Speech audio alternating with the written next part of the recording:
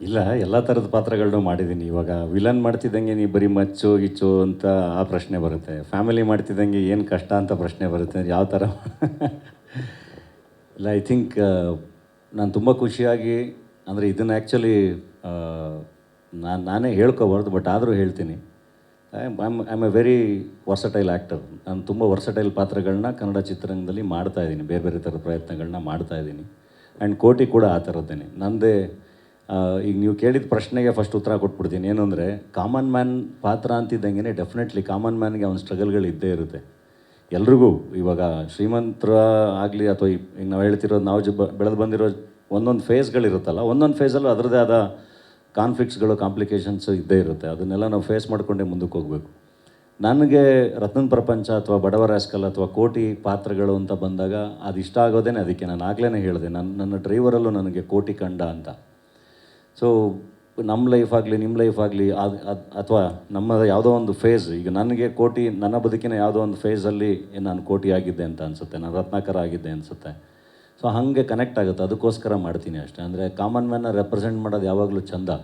And ನಮ್ಮ ಬದುಕೇ ಇರುತ್ತೆ ಅದರಲ್ಲಿ. ಈಗ ನನ್ನ ತಮ್ಮ, ತಂಗಿ, ಅಮ್ಮ, ಆಮೇಲೆ ನಾವೆಲ್ಲರೂ ಫ್ಯಾಮಿಲಿಗೋಸ್ಕರನೇ ಹೊಡೆದಾಡ್ತಿರ್ತೀವಲ್ವ.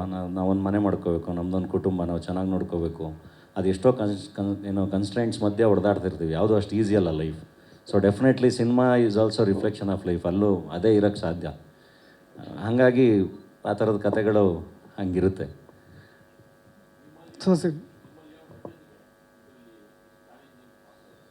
Definitely challenging. ನಿಮಗೆ ಈಗ ಒಂದು ಡಾಲಿ ಅಂತ ಮಾಡಿದಾಗ ಅಥವಾ ಸೀನಾ ಅಂತ ಮಾಡಿದಾಗ ನಾನು ಹೇಳಿದೆ, ನನ್ನದೇ ಪಾತ್ರಗಳದೇ ಲಿಸ್ಟೇ ಇದೆ ನಂದು. ನನ್ನ ಎಲ್ಲ ಹೆಸರಲ್ಲೂ ಕರೀತಾರೆ, ಮಿಠಾಯಿ ಸೂರಿ ಅಂತಲೂ ಕರೀತಾರೆ ಎಷ್ಟೊಂದು ಜನ.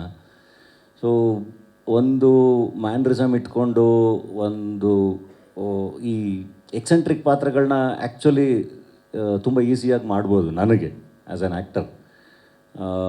ಬಟ್ ತುಂಬ ಸಿಂಪಲ್ಲಾಗಿ ಆ್ಯಕ್ಟ್ ಮಾಡೋದಿದೆಯಲ್ಲ, ಒಬ್ಬ ಆರಾಮಾಗಿ ಇರೋದಿದೆಯಲ್ಲ, ಅದು ತುಂಬ ಕಷ್ಟ. ಹಾಗಾಗಿ ಡೆಫಿನೆಟ್ಲಿ ತುಂಬ ಸಿಂಪಲ್ ಪಾತ್ರಗಳೇ ಚಾಲೆಂಜಿಂಗ್. ನಿಮಗೆ ರತ್ನಾಕರನ್ಗೂ ಕೋಟಿಗೂ ನಿಮಗೆ ವ್ಯತ್ಯಾಸ ಗೊತ್ತಾಗುತ್ತೆ ಸಿನಿಮಾ ನೋಡಿದ್ರೆ.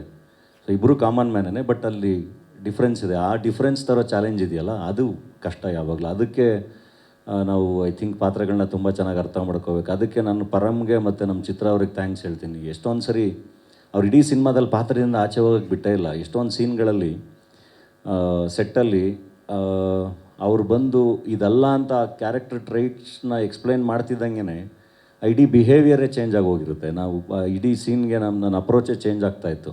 ಅಷ್ಟು ಚೆನ್ನಾಗಿ, ಅಷ್ಟು ಡೀಟೇಲಾಗಿ ಪಾತ್ರನ ಎಕ್ಸ್ಪ್ಲೈನ್ ಮಾಡ್ತಾಯಿದ್ರು.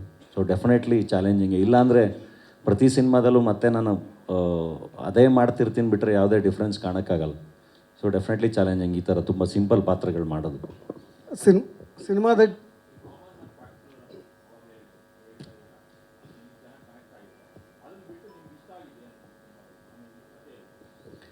ಈ ಕಥೆಯಲ್ಲಿ ಅಂದರೆ ಇಟ್ಸ್ ಅ ವೆರಿ